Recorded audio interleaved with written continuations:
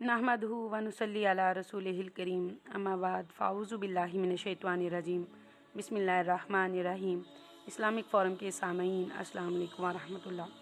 امید اور دعا یہی آپ جہاں کہیں ہوں خیر و عافیت سے ہوں۔ رب کائنات آپ کی تمام دینی اور دنیاوی مشکلات کو آسان فرمائے، آمین۔ حضرت عباس رضی اللہ عنہ بیان کرتے ہیں، نبی کریم صلی اللہ علیہ وآلہ وسلم نے ارشاد فرمایا، مختلف امتوں کو میرے سامنے پیش کیا گیا۔ میں نے دیکھا کسی نبی کے ساتھ چند لوگ تھے، کسی کے ساتھ ایک یا دو تھے، کسی کے ساتھ ایک بھی نہیں تھا، پھر بہت سے لوگوں کا ایک گروہ میرے سامنے آیا۔ میں نے یہ سمجھا شاید یہ میری امت ہے، تو مجھے بتایا گیا یہ حضرت موسیٰ علیہ السلام اور ان کی امت ہیں۔ پھر کہا گیا آپ افق کی طرف دیکھیں، تو وہاں بہت بڑا گروہ تھا۔ پھر آواز آئی آپ دوسرے افق کی طرف دیکھیں۔ میں نے ادھر بھی دیکھا تو وہاں بھی بہت بڑا گروہ تھا۔ مجھے بتایا گیا یہ آپ کی امت ہے، اور ان کے ساتھ ایسے 70,000 لوگ بھی ہیں جو حساب و کتاب اور عذاب کے بغیر جنت میں داخل ہوں گے۔ حضرت ابن عباس رضی اللہ عنہ کہتے ہیں، پھر نبی کریم صلی اللہ علیہ وآلہ وسلم ممبر سے اتر کر اپنے گھر تشریف لے گئے۔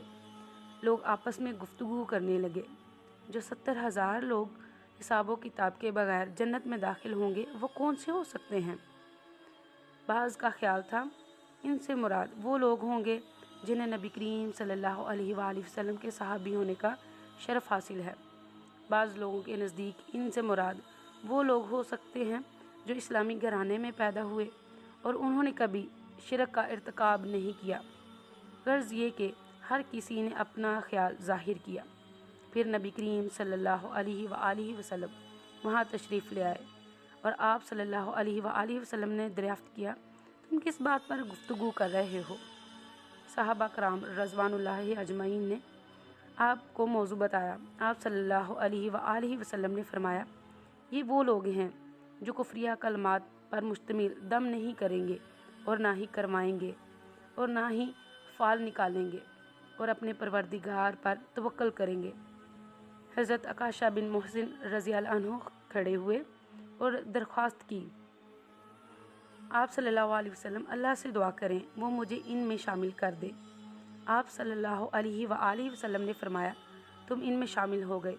پھر ایک اور صاحب کھڑے ہوئے اور درخواست کی، یا رسول اللہ صلی اللہ علیہ وآلہ وسلم آپ اللہ سے دعا کریں کہ وہ مجھے بھی ان میں شامل کر دے۔ آپ صلی اللہ علیہ وآلہ وسلم نے فرمایا، عکاشہ تم پر سبقت لے جا چکا ہے۔